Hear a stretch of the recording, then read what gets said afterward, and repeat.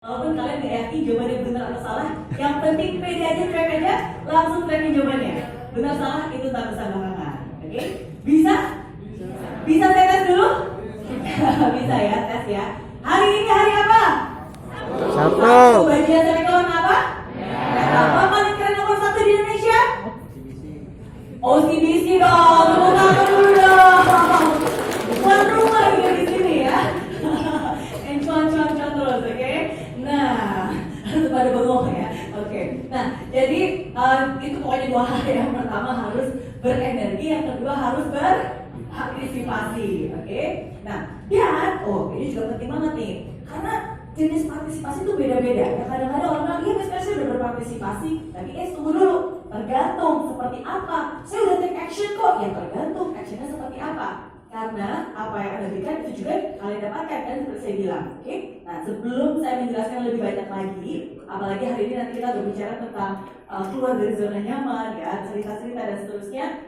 Satu video dulu yang ingin saya putarkan, bisa saya putarin videonya? Bisa. Bisa ya, oke kita lihat dulu video berikut ini.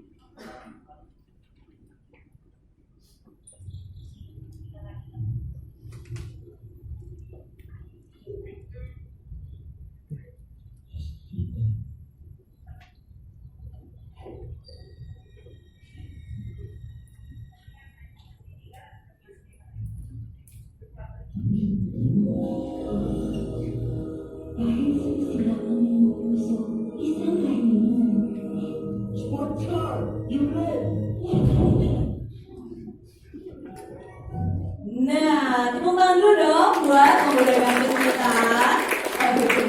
Nah, jadi ada pemuda ganteng lagi duduk di taman. Terus tiba-tiba didatengin nenek tua. Nenek tuanya kelaparan minta makanan. Nah, karena pemuda ganteng ini baik hati, jadi walaupun dia cuma punya 1 biskuit, ya udah deh bagi 2 aja. Nah, ternyata nenek tua ini bukan sembarang nenek, tapi dia adalah seorang bidadari yang menjelma. Dan bidadari ini berterima kasih dan akhirnya dia bilang, anak muda, karena kamu sudah menolong saya, apapun juga permintaan kamu akan saya kabulkan. Wah, si anak muda ini senang banget. Kalau gitu dia bilang, kalau gitu saya pengen mobil sports. Warna apa? Merah. Merah. Dan akhirnya dikabulkanlah permintaan tersebut. Tapi karena dia kasih biskuitnya setengah, maka mobil yang didapatkan pun juga setengah. Ya kan? Nah, Anda tertawa melihat video tadi. Tapi bukankah itu cerminan dari hidup kita? Seringkali kita mengeluh dan bertanya, kok gaji saya segini-segini aja sih? Kok komisi saya segini-segini aja sih? Kok hasil jualan saya segini-segini aja sih? Kok dari dulu sampai sekarang nasib saya ya segini-segini aja sih? Dan seterusnya dan seterusnya. Nah sekarang pertanyaannya, apakah Anda sudah sungguh-sungguh benar-benar memberikan yang sepenuhnya atau belum? Apakah Anda sudah sungguh-sungguh all out, giving your very best, 100%, komitmen, tangguh, disiplin, kerja keras, setia, atau belum? Belum. Nah, karena ingat, hidup itu adil. Apa yang Anda berikan, itu juga nanti akan Anda dapatkan. So, don't put in half of the effort unless you're okay with half of the results. Jadi jangan lakukan hal setengah-setengah, kecuali kalau Anda memang okay dengan hasil yang setengah-setengah. Nah, sedangkan saya yakin banget, seperti saya bilang ya, Anda semua yang hadir di sini itu adalah orang-orang yang luar biasa. Kenapa? Karena kalian punya begitu banyak pilihan di luar sana untuk menghabiskan Sabtunya, tapi kalian ada di sini. Oke? Kalian harus memberikan yang terbaik karena kalian layak untuk mendapatkan yang terbaik. Setuju? Setuju. Oke, jadi semuanya bilang saya layak mendapatkan yang terbaik. Saya layak mendapatkan yang terbaik. Terima kasih teman-teman. Thank you. Dan kenapa saya selalu semangat banget dan yakin banget gitu dengan hal ini? Karena ini sungguh-sungguh terjadi dalam hidup saya. Oke, nggak pernah menyangka suatu hari saya bakal bisa menjadi seperti saya sekarang ini. Dan terus terang nih tadi begitu saya, ini pertama kali saya datang ke tower ini. Terus tadi begitu saya turun masuk ke lobby, saya melihat ATM OCBC. Dan ini benar-benar ya, saya nggak pernah berpikir bahwa dengan melihat ATM aja itu saya tadi sungguh-sungguh terharu. Saya berhenti sejenak, bahkan saya ambil videoin gitu ATM-nya. Kenapa? Karena ATM itu yang warna merah yang ada tulisan OCBC itu benar-benar membawa kenangan di dalam hidup saya. 24 tahun yang lalu. Kalau Anda itu balik tahun ini tahun 2022, berarti 24 tahun yang lalu tahun 98. Udah pada lahir belum tahun 98? Udah. Ya, oke. Oke. Nah, jadi apa yang terjadi? Oke, mungkin sebelumnya seperti saya bilang ya, saya nggak pernah berpikir saya bisa menjadi seperti saya sekarang ini. Kalau mungkin orang ingatnya Mary Riana lah si wanita $1 gitu kan, bersyukur bisa dapat $1 juta di usia 20 tahun. Tapi kalau saya melihat masa kecil saya adalah anak yang tinggal dan lahir dan tinggal di daerah Tanjung Priok. Ada di sini mungkin yang tinggal di daerah Tanjung Priok? Kali-kali bekas ada tetangga saya. Dulu saya tinggal di dekat Pasar Ular. Tahu Pasar Ular? Tahu ya, banyak orang bilang itu daerah yang sangat keras karena banyak premannya di situ zaman dulu katanya ya. Jangan-jangan bekas premannya ada di sini nih. Enggak ya? Oke, mungkin itu kalau yang lagi duduk di sana ya. Bercanda, oke? Nah, jadi bisa kebayang, gak pernah kepikiran suatu hari saya bakal bisa kuliah di luar negeri, punya bisnis sendiri, apalagi punya bisnis di luar negeri, sama sekali gak kepikiran. Tapi itulah hidup, dan kadang kita gak akan pernah tahu hidup akan membawa kita kemana. Kadang kita gak pernah tahu hidup itu memberikan kita ketidaknyamanan, begitu banyak gitu. Yang awalnya mungkin membuat kita kecewa, membuat kita marah. Dan kisah mimpi cita doang saya berawal tahun 98. Pada saat itu, seperti kita semua tahu, di Indonesia ada yang namanya krisis moneter, dan bukan hanya krismon, tetapi di Jakarta ada yang namanya kerusuhan 98. Saya ingat banget ketika kerusuhan itu terjadi, usia saya masih 18 tahun, baru aja lulus SMA.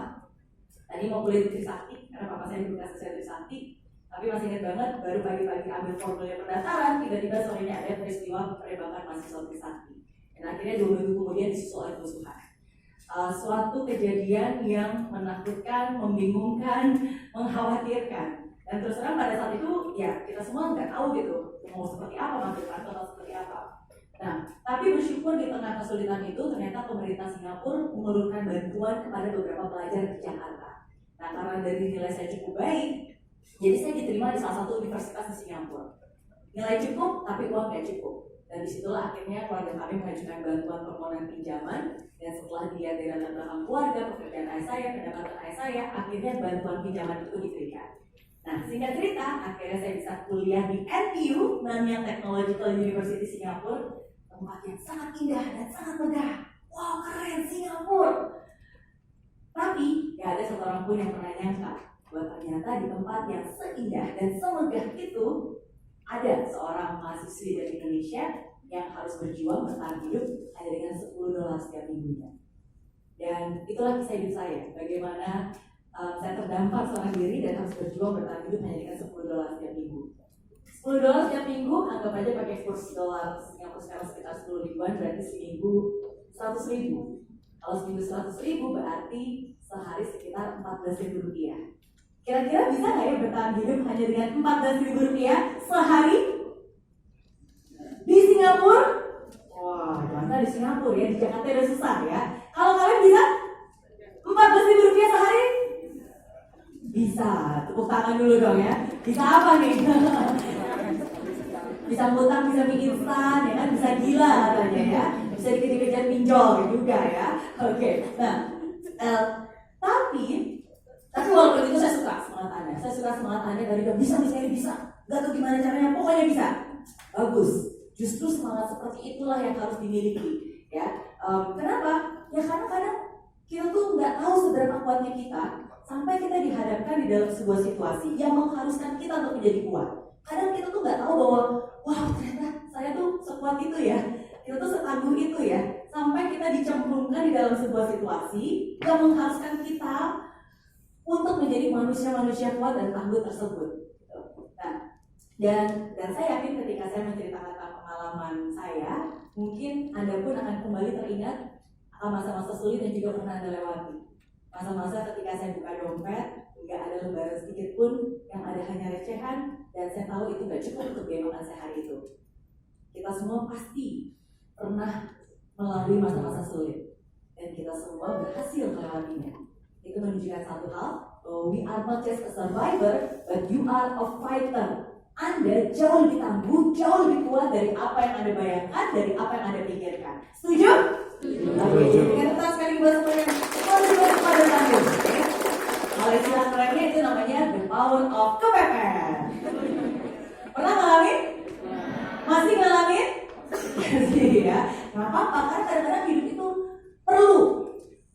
kepepet. Karena rasa kepepet itu mengeluarkan kreativitas kita. Rasa kepepet itu mengeluarkan energi terbaiknya kita. Rasa kepepet itu justru kadang-kadang membuat membawa kita ke tempat-tempat yang nggak pernah kita bayangkan kita bisa mendapatkan itu. Jadi sometimes kadang-kadang perlu sih memang rasa kepepet itu untuk memaksa kita untuk keluar dari zona nyaman dan bertumbuh. Ya lagi-lagi kita ngomongin tentang zona nyaman nanti. Nah, dan di situ akhirnya singkat cerita saya berusaha untuk bertahan hidup dengan apa yang ada. $10 setiap minggu. Kadang-kadang saya puasa, nggak makan, kadang-kadang saya keliling kampus cari makanan gratisan. Dan teknik pengiriman paling efektif bagi saya pada saat itu adalah dengan membawa bekal ke kuliah.